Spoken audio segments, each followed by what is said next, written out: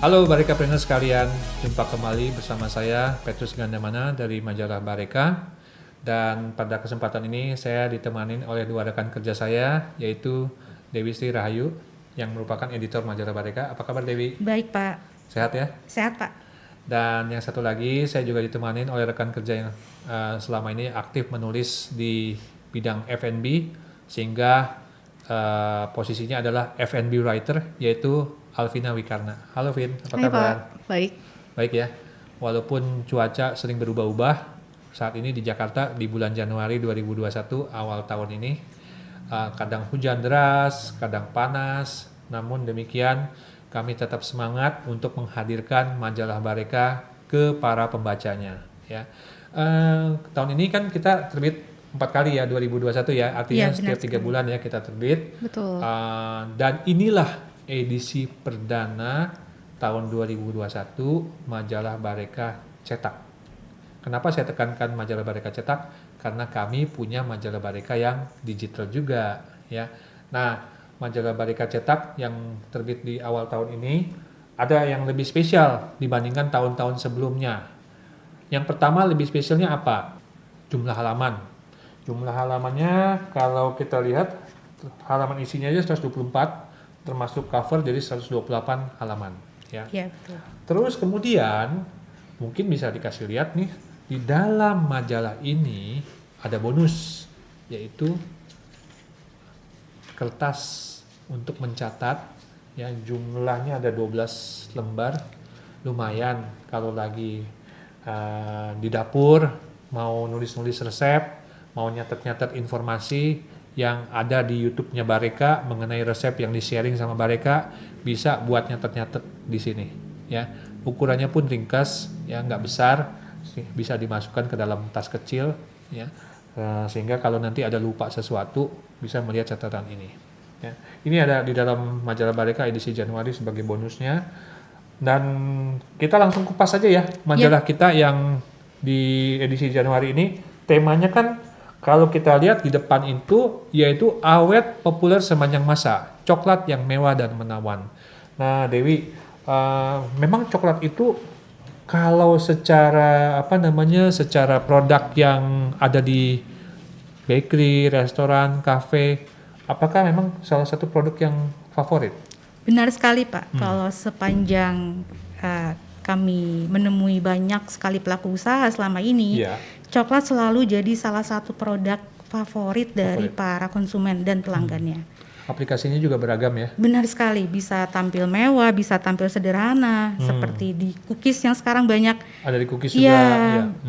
Jadi Betul. sangat dinamis sekali.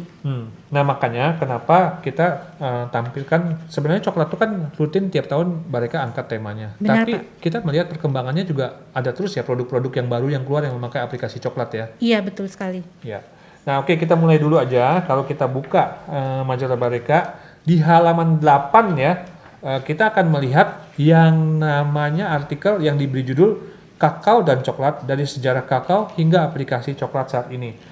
Kira-kira menurut Dewi, apa sih yang menarik dari sejarahnya kakao ini yang mungkin bisa di-sharing kepada pembaca kita? Tentu sangat menarik sekali Pak, karena artikel yang kami Bareka susun saat ini kan juga didapatkan dari buku coklat, Oke. di mana 2017 lalu Ini ya buku coklatnya ya, kita Ya, sudah terbitkan di 2017 ya. Judulnya From Cacao Bean to Bar. Ya.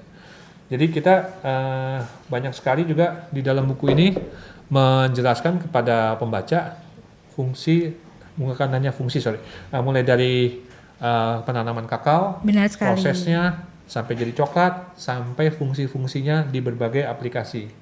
Ini buku ini yang menjadi referensi ya. Benar sekali Pak. Oke. Jadi di edisi ini akan ada 5 artikel mengenai coklat yang diambil dari buku coklat tersebut. Oke. Mulai dari sejarahnya kakao itu sendiri, mulai dari sampai ke nanti aplikasinya juga. Aplikasinya. Benar. Ada juga proses produksi dari kakao menjadi Tentu. kokoa Kokoa. menjadi coklat. Benar sekali Pak. Kalau di sejarah ini yang menarik ternyata harus diketahui bahwa buah kakao itu ditanam di Amerika Latin ya, di selatan Amerika ya. Benar sekali. Sejarahnya sendiri sampai 3.500 tahun lalu, Pak. Sudah 3.500 tahun Iya, yang lalu. pertama di Wah. Tenggarai ditemukan oleh suku Olmec, yaitu suku pedalaman asli hutan Amazon. Hutan Amazon. Jadi coklat yang sekarang ini menyebar di seluruh dunia sebenarnya asal muasalnya berasal dari benua Amerika, tepatnya di Amerika bagian selatan ya. Bahkan sudah kalau kita telusuri mencapai 3.500 tahun yang lalu, dan kedatangan bangsa Eropa pertama itu bangsa Spanyol ya. Spanyol, benar. Bangsa Spanyol ke benua Amerika ya. Itu siapa yang pertama kali datang orang Spanyol ke sana? Sebenarnya Columbus ya, Pak, Christopher ya. Columbus. Christopher Columbus. Cuman menurut dari beberapa sejarahnya itu kakao yang dibawanya itu kurang menarik gitu, Pak, di hadapan Raja Spanyol saat itu. Mungkin kalah pamor dibandingkan Benar. emas ataupun harta karun lain yang dibawa memiliki nilai lebih tinggi kali ya, Benar permata dan sekali. sebagainya, ketimbang ini apa nih tanaman cuman biji kakao gitu kan. Ya, saat itu memang juga belum diketahui apa fungsinya. Baru di eranya Hernan Cortés lah akhirnya diketahui fungsi kakao itu. Jadi Cortés ini akhirnya membawa ke Eropa dan menunjukkan betapa coklat ini ya memiliki suatu nilai yang disukai oleh banyak sekali penduduk di Eropa juga ya ketika saat itu ya. Betul Bahkan sekali. di awal-awal masih hanya minuman para bangsawan ya. Benar hanya sekali, dikonsumsi Pak. para bangsawan aja ya, sama Benar. raja-raja. Awalnya itu minuman justru. Minuman, ya. Resepnya sendiri hampir 100 tahun dirahasiakan oleh elit Spanyol. Ya. Sebelum akhirnya menyebar ke Eropa lainnya, dan dari situlah mulai Masal. mulai massal dari minuman coklatnya sendiri sampai akhirnya terjadi revolusi industri. Ini sebenarnya yang menandai. Nah itu mungkin revolusi industri itu yang dibuat dari mesin yang ditemukan oleh Van Houten ya, dari Belanda ya. Iya. Van Houten itu jadi yang orang sering dengar sebagai produk merek coklat saat ini, sebenarnya dia adalah yang menemukan satu mesin press ya, Benar, yang hydraulic bisa press. memisahkan nib Kokoa yang yang telah digiling telah digiling untuk menjadi menghasilkan bubuk coklat, bubuk coklat. tapi dengan kadar lemak yang lebih rendah. Oh, dengan kadar lemak yang lebih rendah karena dia ada satu proses yang menjadi patennya mungkin ya. Benar sehingga sekali. akhirnya bubuk coklat itu yang dihasilkan oleh dia itu lemaknya itu bisa rendah. Benar sekali, Pak. Dan memang coklat bubuk di Eropa itu sangat terkenal. Kita kalau mampir ke kafe-kafe di Eropa, hampir semuanya menyediakan minuman coklat yang berbasis dari bubuk itu ya. Selain nanti kita juga tahu dalam perkembangannya akhirnya ada minuman coklat yang dari coklat converter juga. Benar, yang di melting ya. Yang di melting. Bukan dari bubuk kokoa. Kokoa. Oke. Nah, berikutnya kita lihat nih di halaman 12. Ada artikel menarik mengenai Bake of Art Artisan Modern Tartet berkonsep entremet. Ini Dewi bisa jelasin, ini kan merupakan produk yang menjadi gambar sampul kita ya di Betul, sini ya, Pak. si Bake of Artisan ini ya. Bisa dijelasin nggak? Ini tartletnya itu kenapa bisa sampai menjadi ikon dan kita pilih sebagai gambar sampul? Karena memiliki kelebihan yaitu produk tartlet yang berkonsep entremet. Oke. Ya, jadi entremet sendiri sudah sangat identik dengan layering dan sehingga bisa menghasilkan banyak tekstur. Oke. Entremet ini sendiri kan lebih dikenal ke arah cake ya, Pak ya. Tapi kemudian pemilik Bake of Art Artisan ini, Eva Kristiani, membuatnya menjadi modern tartlet. Oh, Nah, itu oke. yang kami nilai sangat menarik dan unggul. Oke. Termasuk di sini juga akhirnya karena masa pandemi Covid dari Bake of Art Artisan ini menjalankan protokol Covid ya. Benar sekali. Sehingga pembelinya yang memesan produk dari Bake of Art Artisan ini nggak perlu khawatir bahwa mereka sudah jalankan protokol kesehatan Covid ya. Betul. Di Bake of Art Artisan. Juga ada tips-tips dari Eva Kristiani untuk memilih adonan pate sable ya. Pate sable, benar. Untuk tartlet shell-nya. Jadi ada tips-tipsnya juga nih dari Eva Kristiani bagi Anda yang hobi bikin tartlet. Silakan baca artikel penting ini dan Anda akan mendapatkan tips berharga untuk membuat tartlet. Oke, yang berikutnya kita lihat ada artikel mengenai Fudgy Bro. Wah, 4.200 transaksi pembelian brownies di Oktober 2020. Bayangkan pada saat masa pandemi, orang-orang pada mengeluh penjualannya drop, justru Fudgy Bro mencetak 4.200 transaksi penjualan brownies di Oktober 2020. Mungkin bisa cerita siapa yang nulis nih? Dari Dewi mengenai Fudgy Bro ini. Sebenarnya udah didirikan juga dari Oktober 2018 ya Pak ya, oleh pemiliknya Rayendra Abiyasa Pramurah Harjo. Ini, nah tapi justru meningkatnya di pandemi ini Pak. Jadi konsepnya, ada usaha yang justru pada saat pandemi meningkat pesat ya. Benar sekali. Konsepnya juga menarik sih sebenarnya. Brownies yang klasik aja gitu, tapi dia ada melting coklat di tengahnya. Lalu dia juga punya produk cookies, mengingat sekarang tren cookies juga sedang naik Pak ya. Chewy cookies, soft cookies seperti itu. Dan menggunakan kalau untuk bahan baku coklatnya menggunakan couverture juga. Oke, jadi dia pakai coklat yang jenisnya couverture ya. Iya. Salah satu coklat kategori coklat yang unggulan dan sekarang ini semakin populer dipakai di usaha-usaha baik yang usaha besar maupun usaha yang mikro ya. Mereka berani sekarang memakai coklat couverture ya. Betul Pak. Karena kualitasnya couverture itu memang sulit ditandingi ya. Betul sekali. Bahkan Fudgy Bro ini ada produk yang namanya Red Velvet Brownies. Iya. Wah, ini benar-benar ya suatu produk yang juga kreatif dikeluarkan oleh mereka. Oke, berikutnya kita lihat ada produk yang juga sebenarnya unggulan di kategori oleh-oleh di Bali. Ini Krakakoa. Mungkin penulisnya Alvina bisa jelasin nih mengenai Krakakoa. Ya, jadi Krakakoa itu merupakan brand asli Indonesia yang sudah berdiri 6 tahun dan selama ini kan Krakakoa tuh menjual fokusnya terhadap pemasaran dari segi pariwisata dan ekspor juga. Namun sejak pandemi ini ada, ya mereka mengalihkan strategi pemasarannya menjadi ke penjualan domestik dan mendekatkan diri dengan para hobbyist dan B2B. Oke. Jadi mereka tidak tinggal diam dan terus mengeluh saja kenapa pasarnya menurun karena turis-turis yang datang ke Bali menghilang ya atau jumlahnya menurun drastis. Tapi mereka justru melakukan berbagai manuver bisnis yang baru sehingga sekarang ini justru menggarap market yang lebih luas ya. Betul. Market tanah air ya justru ya sekarang ini.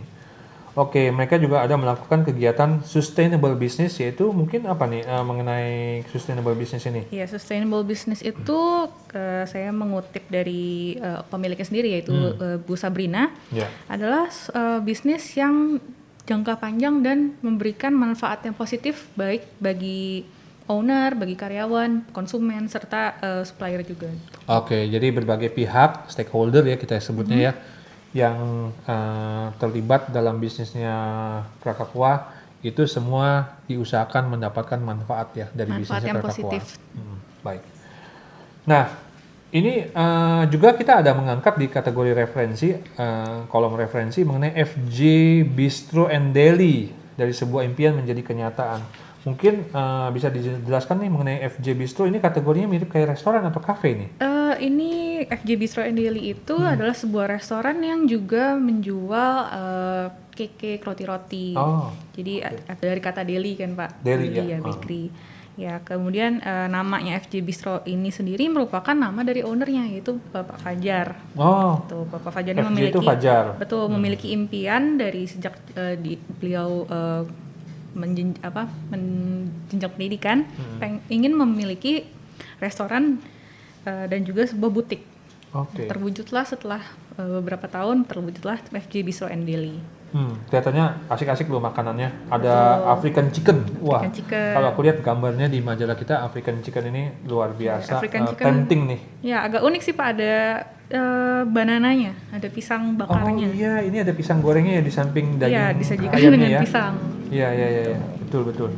Nah, kemudian pemiliknya Fajar dengan murah hati memberikan juga kepada para pembaca kunci kesuksesan dalam menjalankan restorannya, yaitu 1, jujur, 2, sistem akuntansinya jelas, ya. Kemudian rekrutmen pekerja yang sesuai dengan skill dari masing-masing departemen.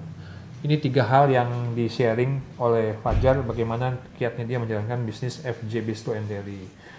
Nah, di artikel berikutnya ada yang menarik nih kelihatannya nih, mengenai di kategori minuman yang lagi kekinian, Chokomatsu. Minuman coklat diracik dengan couverture coklat ganas. Mungkin bisa dijelaskan nih sama Dewi mengenai Chokomatsu ini. Iya Pak, jadi konsepnya memang ingin menghadirkan minuman coklat yang benar-benar coklat gitu ya Pak. Jadi makanya pemiliknya memutuskan menggunakan couverture coklat, tapi dibuat menjadi ganache dulu sebagai base-nya. Oh begitu. Lalu jadi juga minuman tuh berbasis ganas. benar, coklat ganache. Lalu Ganas, kemudian coklat ganas ya, couverture ya. iya, ada beberapa yang memang menggunakan tambahan buah segar juga. Ada contohnya berry matsu nih ya, dan choco orange. Choco orange, Ya. benar. Wah itu kelihatannya seru banget tuh. Ada stroberinya ya. Kemudian juga ada yang memakai matcha ini ya, saya lihat ya, yang warna hijau, bubuk Iya. matcha. Saya lihat. Iya Pak, benar. Jadi ini Chokomatsu ini kreasi-kreasinya luar biasa ya. Dan ini ada dari Ibu Eni Cahyadi Kosasi yang di Chokomatsu itu memberikan tips juga nih dalam meracik minuman coklat. Betul sekali. Jadi nggak sembarangan loh membuat minuman coklat itu. Di antaranya ya, saya bisa kutip secara ringkas saja dari penjelasan yang cukup mendetail di majalah Bareka. Jika menggunakan jenis couverture coklat, suhu yang digunakan saat melelehkan coklat harus tepat. Nah, tepatnya seperti apa nanti silakan baca di majalah kami. Coklat couverture yang sudah leleh maksimal, kemudian dicampur dengan pure cocoa powder untuk membuat ganasnya. Ya, seperti apa? Silakan baca di majalah Bareka edisi Januari. Komposisi coklat couverture dan pure cocoa powder untuk membuat coklat ganas base tersebut haruslah tepat. Jadi Anda tidak bisa sembarangan membuat minuman coklat yang memakai ganas dari couverture, ya. Betul sekali Pak. Oke, sip. Coco Brown mungkin bisa diinformasikan, kita ada mengangkat profil mengenai Coco Brown juga nih. Coco Brown produknya minuman coklat juga nih. Betul Pak, minuman coklat yang emang menjual specialty hot chocolate drinks. Hot chocolate drink, specialty. Hot and ice. Hot and ice. Oh, oke. Hot and ice chocolate drink. Betul. Oke. Apa produk yang menjadi keunggulannya dia di sini, di mana, di Coco Brown ini?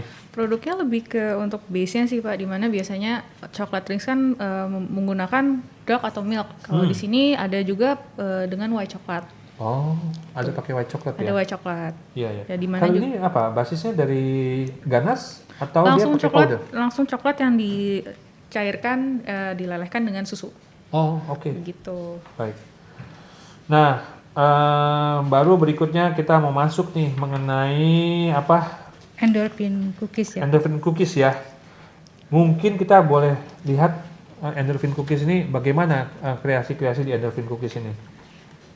Jadi endorphin cookies ini sudah berdiri sih di awal April 2020, tetapi mereka sudah melakukan R&D proses itu setahun sebelumnya.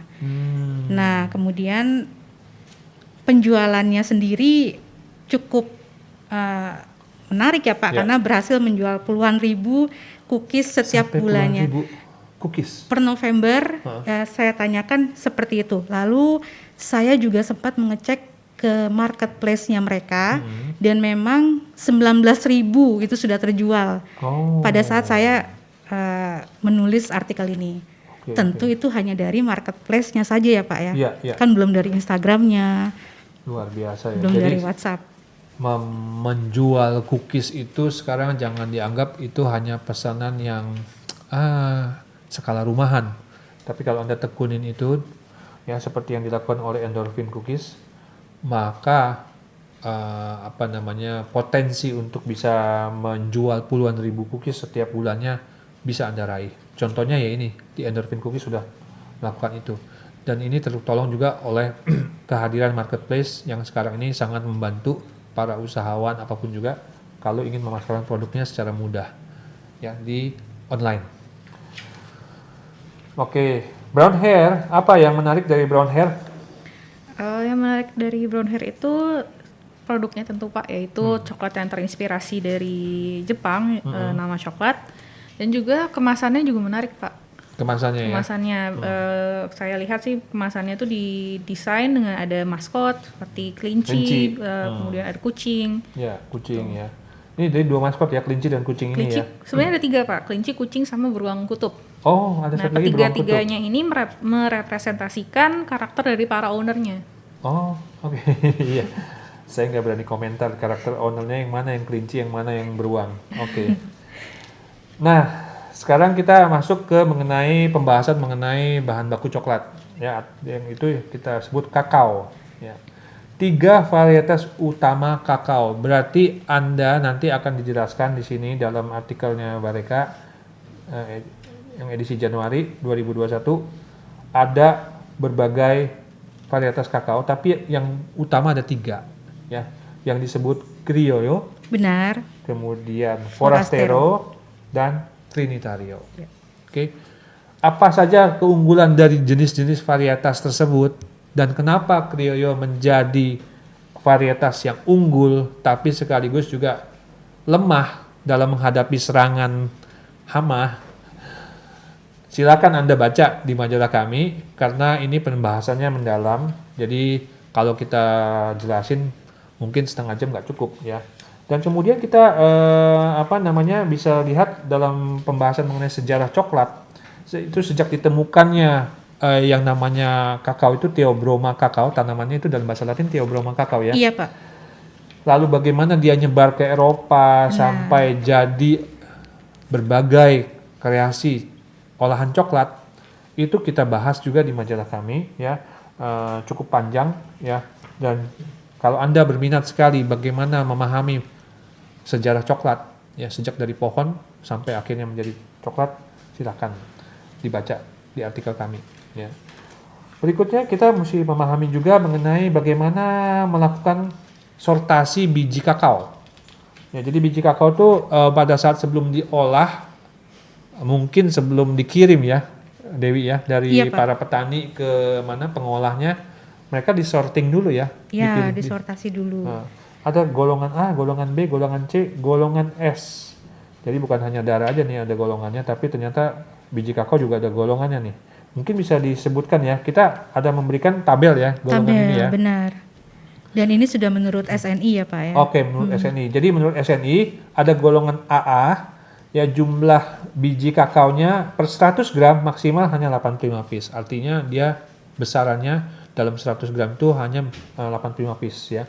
Tapi kalau di bawah AA, ada A itu 86 sampai 100 piece, artinya lebih kecil lagi ya. Kemudian B 101 sampai 110, lebih kecil lagi. C 111 sampai 120 piece per 100 gram dan golongan S di atas 120 piece. Berarti ini kecil-kecil banget ya. Iya. Karena kalau kita bandingkan dengan yang golongan A kan cuma 85 piece per 100 gramnya.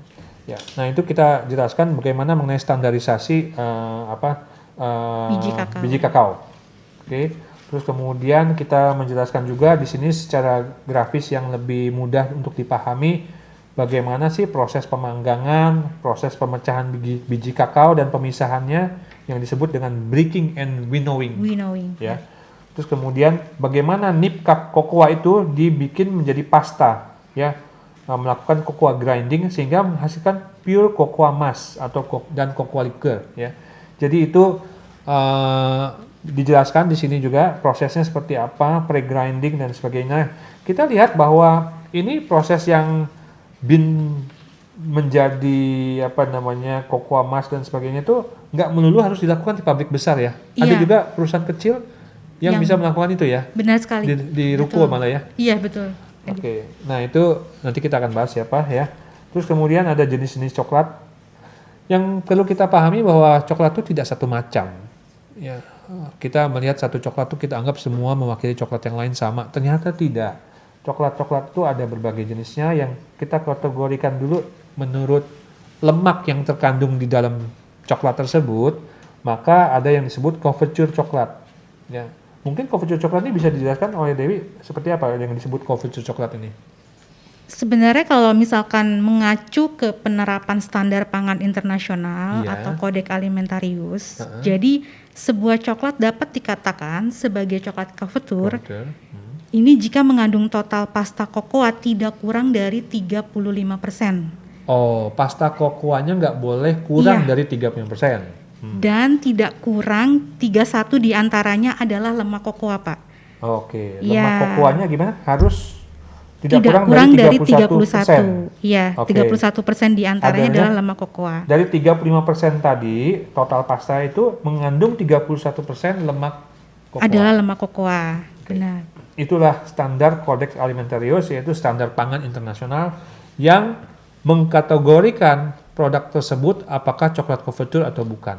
Ya, kalau di luar daripada kategori itu maka tidak bisa dikategorikan sebagai couverture. Iya, benar. Nah, jadi Anda harus tahu itu. Kalau Anda membeli coklat, Anda minta atau apalagi Anda adalah pemakai dalam jumlah besar, Anda wajib tahu coklat couverture Anda memenuhi standar pangan internasional ini apa tidak, sehingga digolongkan couverture. Karena maklumlah, harga couverture kan lebih mahal daripada kategori yang berikutnya, yaitu kategori coklat yang compound, ya. Nah, kalau compound ini sebenarnya apa sih disebut coklat compound itu kategorinya? Berarti di luar yang couverture tadi. Benar sekali, Di luar Pak. couverture. Cuman biasanya apa yang orang langsung bisa mendeteksi bahwa ini compound? Tentunya untuk titik lelehnya juga ya, Pak ya. Titik leleh. Tidak serendah couverture ya, Pak ya. Benar. Karena kan tidak mengandung lemak kokoa. Iya, iya. Iya, mengandungnya substitutnya. Oke, lemak kokoa itu bahkan kalau ada di mulut kita aja pasti meleleh, Meleleh, ya. iya benar. Cair ya langsung ya, karena dia meleleh di suhu 35 derajat Sekitar mungkin. Sekitar 35 benar, derajat sekitar. ya. Maka kalau Anda makan coklat jenis kategori compound, Anda biasanya ngunyah, tidak cair ya. Anda kunyah, ya mungkin cair sedikit, sisanya harus Anda telan. Tapi kalau Anda merasakan couverture, nggak perlu Anda kunyah terlalu jauh, dia sudah lumer di mulut kita. Itu deteksi bagaimana couverture.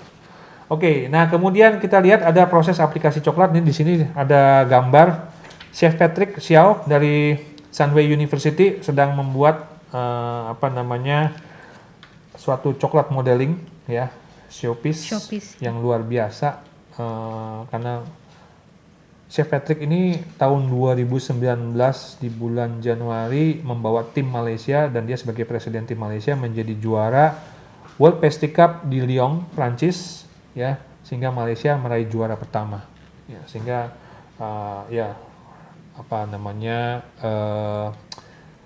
brand image dari Malaysian Pastry Team ini melambung ya karena menjadi juara dunia, dan kita beruntung Chef Patrick Xiao selama ini sudah bekerja sama dengan majalah Bareka, memberikan banyak sekali sharing ya ilmunya kepada majalah Bareka, termasuk juga di buku coklat ini ya tahun 2017 lalu sebelum beliau membawa tim Malaysia tanding ya. Betul sekali, Pak. Oke.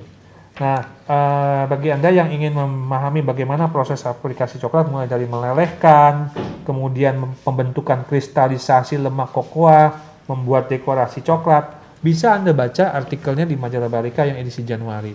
Jadi benar-benar edisi Januari ini kalau Anda mau tahu A to Z mengenai coklat, paling nggak Anda bisa dapatkan dari majalah satu bulan ini dengan harga 70.000 saja. Ya, sangat murah untuk mendapatkan ilmu yang sangat banyak mengenai coklat. Dan coklat itu adalah produk yang mahal, bukan produk yang murah. Sehingga dijuluki sekarang ini sebagai emas hitam, ya, karena begitu langkanya. Oke. Nah, berikutnya adalah mengenai tempering ya. Tempering ini penting sekali. Kenapa, Dewi, tempering ini penting? Penting karena untuk menghasilkan kristal yang stabil, Pak. Jadi kristal 5. Oke. Ya, Temperingnya form hanya untuk couverture aja atau couverture dan compound? Hanya untuk couverture sih. Jadi kalau Anda memakai couverture, Anda wajib mengetahui apa itu tempering, ya. Dan ini dijelaskan suhu temperingnya, bagaimana cara tableringnya, ya. Kemudian ada proses pembuatan pralin, ya. Dan kemudian saya lihat di sini ada artikel sharing tempering ini dari berbagai chef. Iya, dari Chef Dian yang dari Bareka Jipa. Lalu kemudian ada dari Pipiltin Cocoa. Dan yang terakhir dari Mandarin Oriental.